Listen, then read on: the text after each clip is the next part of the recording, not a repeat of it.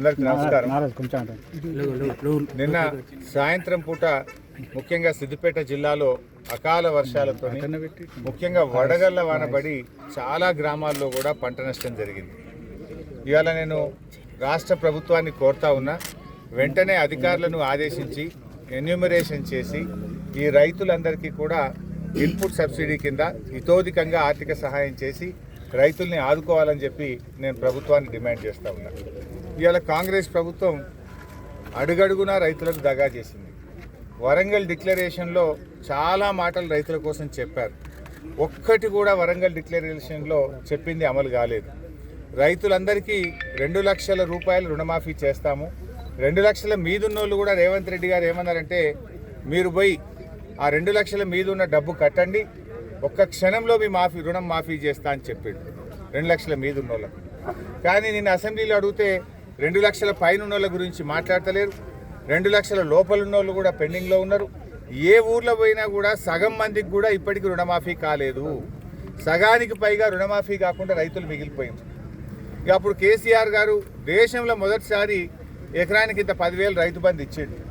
ఒక్కసారి కాదు, 2 సార్లు కాదు, 11 విడతల్లో 73,000 కోట్ల రూపాయలు రైతు బంధు కింద రైతులకు కేసీఆర్ గారు సాయం చేసింది. కానీ వీళ్ళు ఆ రోజు ఇప్పుడైతే 5,000 మేము వస్తే 7,500 ఇస్తాము అన్నారు. 7,500 దిక్కులేదు. మొన్న వానకాలం అయితే ₹1 కూడా ఇవ్వలే. వానకాలం పంటలకు పైసలు ఎగ్గొట్టారు. యాసంగి పంటకు ఇస్తామన్నారు, అది 6,000 అన్నారు. అది కూడా 3 ఎకరాలు దాటలే ఇంతవరకు.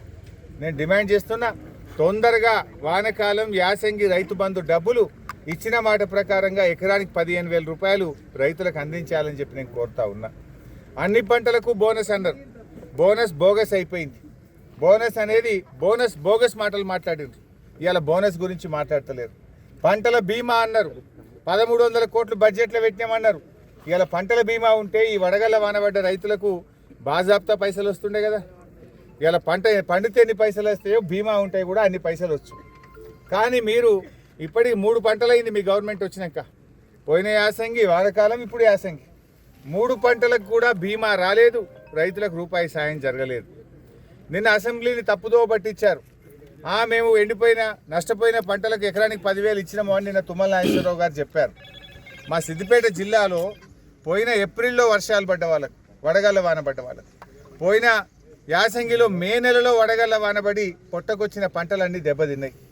పోయిన యాసంగి పంటలో ఏప్రిల్ మే నెల సిద్దిపేట జిల్లాలో పడ్డ వడగళ్ళ వానకు ₹1 కూడా ఈ రాష్ట్ర ప్రభుత్వం సాయం చేయలేదు. పైసలు ఇయ్యరు, పైగా ఇచ్చినామని అబద్ధాలు ఆడతారు. రుణమాఫీ చెయ్యరు, రుణమాఫీ అయిపోయిందని అబద్ధాలు ఆడతారు. అంటే బడే జూటేబాజ్ పార్టీ అయిపోయింది. పంటలు ఎండగొట్టేదే కాంగ్రెస్ పార్టీ. దేవాదుల మోటార్లు 35 రోజులు చాలు చేయక ఇవాళ 600 కోట్ల రూపాయల పంట ఒక వరంగల్ జిల్లాలో ఎండిపోయింది. వరంగల్ జిల్లాలో పంటలు ఎండడానికి ఎండలు కారణం కాదు. ఇవాళ రేవంత్ రెడ్డి కొత్త కథ చెప్తుండే, ఎండలు బాగా కొడుతున్నాయి అందుకే పంటలు ఎండిపోతున్నాయి అంటుండే. రేవంత్ రెడ్డి వచ్చినాకనే ఎండలు కొడుతున్నాయా? ఇదివరకు ఎండలు కొట్టలేదా? ఇక్కడ కొత్తగా కొడుతున్నాయి ఎండలు. ఇవాళ అన్ని జూటేబాజీ మాటలు మాట్లాడుతుండే రేవంత్ రెడ్డి. ఇవాళ రేవంత్ రెడ్డి ఎండలతో ఎండుతలేవు. నీ ప్రభుత్వ వైఫల్యం వల్ల, నువ్వు సకాలంలో మోటార్లు చాలు చేయకపోవడం వల్ల ఇవాళ పంటలు ఎండుతూ ఉన్నాయి. ఇలా వరంగల్ జిల్లాలో 150,000 ఎకరాల పంట ఎండిందంటే ఇది కాంగ్రెస్ వైఫల్యం. కాలం తెచ్చిన కరువు కాదు, ఇది కాంగ్రెస్ పార్టీ తెచ్చిన కరువు. ఇది ఎండల వల్ల ఎండుతలేదు, కాంగ్రెస్ పార్టీ తెలివి తక్కువతనం వల్ల, చేతగానంతనం వల్ల ఇలా పంటలు ఎండుతూ ఉన్నాయి. కేసీఆర్ ఉండగా ఒక్కొక్క చుక్కను ఒడిసి పట్టిండు, ప్రాజెక్టులు నింపిండు, చెరువులు నింపిండు, చెక్ డ్యాంలకి ఇచ్చిండు, వాగులకి వంకలకి ఇచ్చిండు. కానీ ప్రభుత్వం నీళ్ళన్నీ కిందికి వదిలిపెట్టింది. నీళ్ళు వచ్చినప్పుడు దిక్కులు చూసింది, ఇప్పుడు పంటలు ఎండిపోతే ఇవాళ ఎండలు కొడుతున్నాయని తప్పించుకోవాలని చూస్తూ ఉంది. ఇవాళ రాష్ట్ర వ్యాప్తంగా ఖమ్మం జిల్లా, నల్గొండ జిల్లా, మహబూబ్ నగర్ జిల్లా, వరంగల్ జిల్లా, కరీంనగర్ జిల్లా, ఇవాళ చాలా జిల్లాల్లో పంటలు ఎండిపోతూ ఉన్నాయి. ప్రభుత్వం ఇప్పటికైనా మేల్కోవాలి. ముఖ్యంగా ఈరోజు వడగళ్ళ వాన సిద్దిపేట జిల్లాలో బాగా పడ్డది, మెదక్ జిల్లాలో కూడా బాగా పడ్డది. ఎక్కడెక్కడైతే రాష్ట్ర వ్యాప్తంగా వడగళ్ళ వానలు పడ్డాయో అధికారులను పంపండి, ఎన్యూమరేషన్ చేయించండి. ఆ రైతులకు తక్షణమే ఆర్థిక సాయం అందించాలని మేము డిమాండ్ చేస్తున్నాం. అయితే కొన్ని వడ్లు రాలిపోయినాయి రాస్తామంటున్నారు అధికారులు. పొట్టకొచ్చినాయి కూడా రాళ్ళు పడ్డప్పుడు పాలు బయటకు వెళ్తాయి. అది ఉత్తగానే అది గింజ పెట్టదు, రేపు అదంతా తాలైపోతుంది, తెల్లబడిపోతుంది తప్ప గింజ రాదు. అటువంటి భూములను కూడా వ్యవసాయ శాఖ అధికారులు వెరిఫై చేసి ఎక్కడెక్కడైతే మరి పాలు బయటకు వచ్చినాయో ఆ పంట వచ్చే అవకాశం ఉండదు కనుక ఆ రైతులను కూడా గుర్తించి వీరందరికీ ఇన్పుట్ సబ్సిడీ కింద సాయం చేయాలని రాష్ట్ర ప్రభుత్వానికి డిమాండ్ చేస్తున్నాం. రైతుల పక్షాన మేము అందరం ఉంటాం సార్. మీరు ఏ సలహా ఇచ్చినా మేము పాటిస్తాము. మీ ఎంబడి మేము ఉంటాము. మాకు రుణమాఫీ అయ్యేదాకా మేము నిద్రపోం సార్. ఏ గ్రామాన టెంట్ వేసుకుని కూర్చోమన్నా అని ఖచ్చితంగా టెంట్లు వేసుకుని కూర్చుంటాం.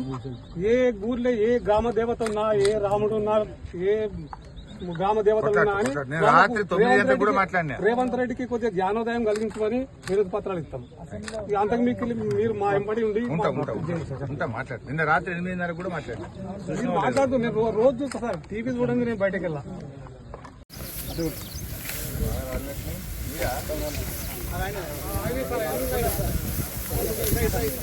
నర్సింహ్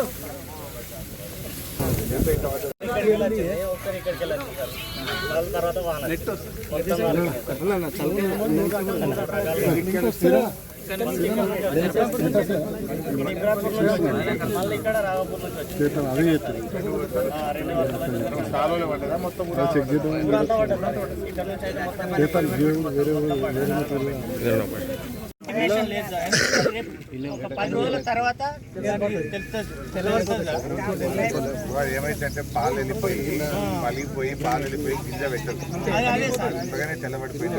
అది కూడా రాయించారు మీరు స్టడీ చేసి డిపార్ట్మెంట్ పరంగా. మీరేమో ఈ నుంచి పొట్టకొచ్చిందే ఓన్లీ రాలిపోయినాయి రాసిరు సార్. వీళ్ళు చేను అయినా పొట్టకొచ్చినాయి మొత్తం పూసపోతుంది సార్. ఎందుకంటే పొట్ట మీద రౌతు పడ్డప్పుడు అది